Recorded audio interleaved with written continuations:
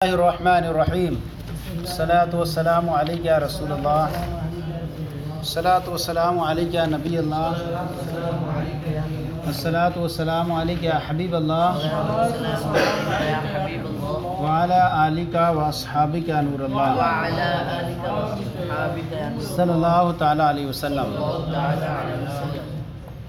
پچھلے سبق میں بیان کیا گیا کہ علم معانی جو ہے وہ منحصر ہے 8 ابواب میں۔ پھر ان کی بات بیان کی گئی کہ نسبت ان کے درمیان پائی جائے گی، تو نسبت جہاں پائی جائے، جہاں پر سکوت کرنا صحیح ہو، ایجاباً پائی جائے گی یا سلباً پائی جائے گی تو اس کو کہیں گے خبریہ کہیں گے، اور اگر جو ان کے درمیان نسبت نہ ہو تو ایسی صورت میں کیا کہیں گے، اسے انشاء کہیں گے۔ اور بعض لوگوں نے نسبت کی تفسیر اس طور پر کی کہ محکوم بھی کا واقع ہونا محکوم علیہ پر، یا محکوم بھی کا سلب ہونا محکوم علیہ سے۔ تو کہہ رہے ہیں یہ تعریف جو ہوگی تفسیر کرنا، یہ اس مقام میں خطا والا ہوگا، کیونکہ یہ صورت میں یہ جملہ خبریہ میں تو صحیح ہوگی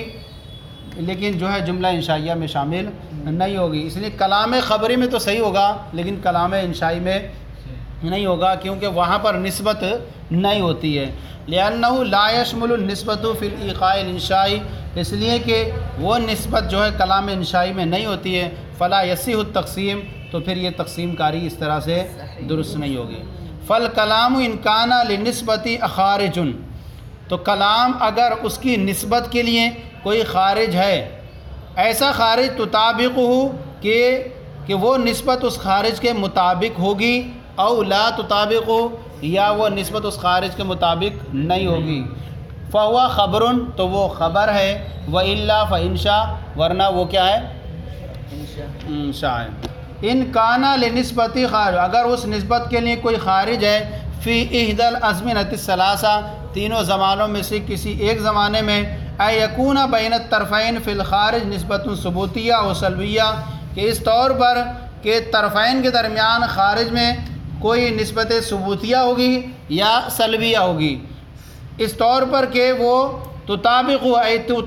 تلک النسبت ذالک الخارجہ، کہ اس طور پر کہ وہ نسبت اس خارج کے مطابق ہوگی، اس طور پر کہ بأن یکون ثبوتین، اس طور پر کیا ہوں کہ وہ دونوں یعنی ہم نے جو کہا زید قائم، یہ کلام ہے، اس کلام کی نسبت خارج کے بھی مطابق ہے اور واقعی میں زید کھڑا بھی ہے، تو یہ نسبت ثبوتی ہو گئی، کلام کی نسبت خارج کے مطابق ہو گئی، یا سلبی ہوگی اس طور پر کہ زید لیس بقائم، ہم نے کہا یہ کلام ہے اور اس کلام کی نسبت خارج کے مطابق ہے، خارج میں زید کھڑا بھی نہیں ہے، تو اس طور سے کہیں گے یہ کیا ہوگی، ثبوتی ہوگی یا سلبی ہوگی۔ او لا تطابق، یا اس طور پر کہ وہ نسبت المفہومۃ من الکلام، جو کلام سے سمجھی جا رہی ہے، وہ کلام سے جو نسبت سمجھی جا رہی ہے، ثبوت واللتی بینہما فی الخارج، اور اس طور پر کہ وہ نسبت جو سمجھی جا رہی ہے کلام سے ثبوتی ہے، واللتی بینہما فی الخارج والواقع سلبیہ، اور ان کے درمیان جو خارج میں جو نسبت ہے اور واقع میں وہ کیا ہے، سلبی ہے، کیا ہے مطلب، تو اس طور پر کیا کہیں گے، جیسے ہم نے کہا کلام سے جو سمجھی جا رہی ہے نسبت، وہ تو اس طور پر ہے کہ وہ کلام میں جو سمجھی جا رہی ہے وہ زید بقائم ہے اور خارج میں اس طرح سے نہیں ہے قائم والا، تو ایسی طور پر کہ وہ نسبت جو کلام سے سمجھی جا رہی ہے وہ ثبوتیہ ہے، اور جو خارج میں اور واقع میں جو نسبت ہے وہ سلبی ہے، یا بالعکس ہے، یا بالعکس مطلب یہ کہ جو نسبت کلام سے سمجھی جا رہی ہے وہ سلبی ہے اور خارج میں جو آ رہی ہے وہ ثبوتی ہے، تو فخبرن، تو کیا ہوگا،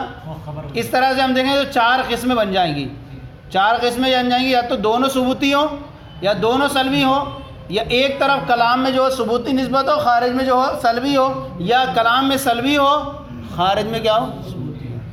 فالکلام خبرن، تو کلام وہ کیا ہوگا، خبر ہوگا، وَإِن لَمْ يَكُنْ لِلنِّسْبَةِ خَارِجٌ، اور اگر ان نسبت کے لیے کوئی خارج ہی نہ ہو۔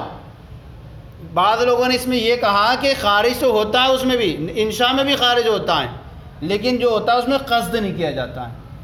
قصد اور عدم قصد کا فرق ہے، یعنی خارج تو ہوتا ہے انشاء میں بھی لیکن اس نسبت کا قصد نہیں کیا جاتا تو اس اعتبار سے وہ انشاء بن جاتا ہے، اور اس نسبت کا قصد کر لیں تو وہی خبر بن جاتا ہے۔ لیکن مصنف نے کیا کہا، فرماتے ہیں وَإِن لَمْ يَكُنْ لِلنِّسْبَةِ خَارِجٌ كَذَلِكَ، اور اگر اس نسبت کے لیے اسی طرح سے کوئی خارج ہی نہ ہو فَإِنشَاء، تو کیا ہے وہ انشاء ہے۔ وَتَحْقِيقُ ذَلِكَ، اور اس کی تحقیق یہ ہے کہ ان الکلام اما یکون لہ نسبۃ، کہ کلام یا تو اس کے لیے کوئی نسبت ہوگی بأن تحصل من اللفظ، اس طور پر کہ وہ کیا ہو، لفظ سے حاصل ہو، ویکون ہاں کہ کلام یا تو اس کے لیے کوئی نسبت ہوگی، نسبت پائی جائے گی زید قائم، اس طور پر کہ وہ لفظ سے سمجھ میں آ رہی ہے، اور وَيَكُونُ اللَّفْظُ مُوجِدًا لَهَا، اور وہ لفظ اسی نسبت کو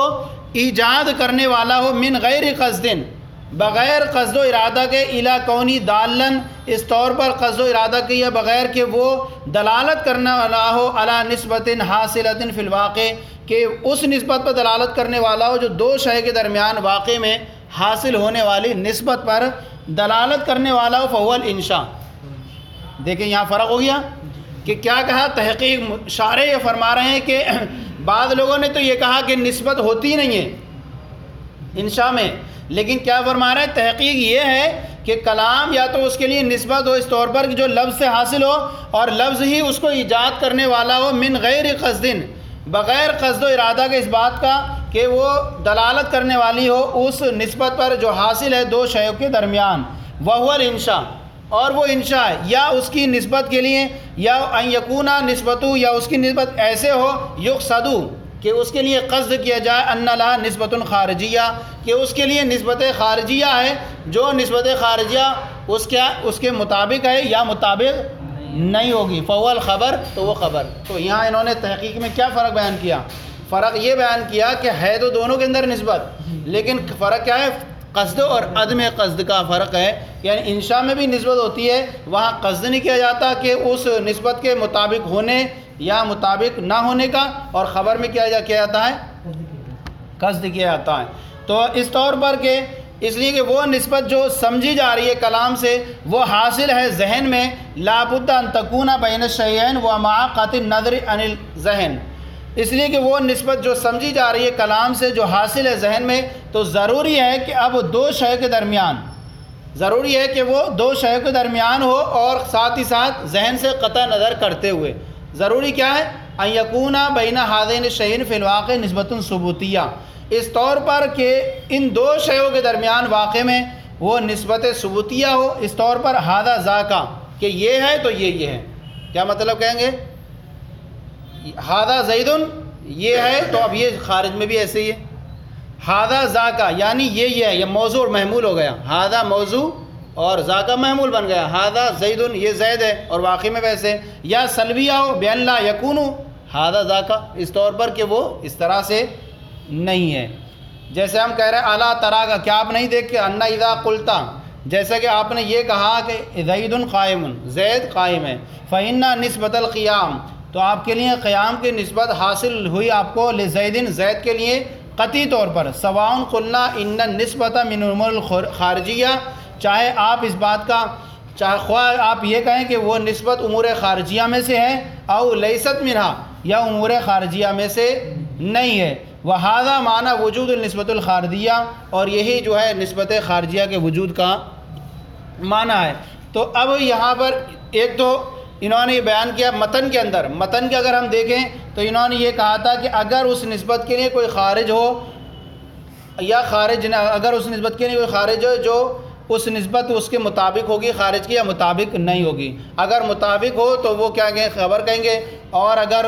مطابق نہ ہو، اگر اس کے لیے کوئی نسبت کے لیے کوئی نسبت ہی نہ ہو تو ایسی صورت میں انشاء ہے۔ لیکن شارح نے اس کی تحقیق بیان فرماتے ہوئے یہ بیان فرمایا کہ ایسی صورت میں دیکھیں کہ کلام یہ ہے کہ اس کے لیے کوئی نسبت ہو جو لفظ سے حاصل ہو رہی ہے اور لفظ اس کے ایجاد کرنے والا ہے۔ اب فرق کیا ہوگا قصد اور عدم قصد کا، اگر بغیر قصد کے اس بات کا کہ وہ نسبت جو حاصل ہو رہی ہے دو شیوں کے درمیان بغیر قصد و ارادہ کے، تو اس کو کہیں گے انشاء، اور ان یکونا نسبتو، اور اگر نسبت ایسی ہو جس کے لیے قصد کیا جا رہا ہے کہ اس کے لیے کوئی ایسی نسبت خارجیہ ہے جو اس کے کلام کے مطابق ہے یا مطابق نہیں ہے، تو وہ کیا ہے،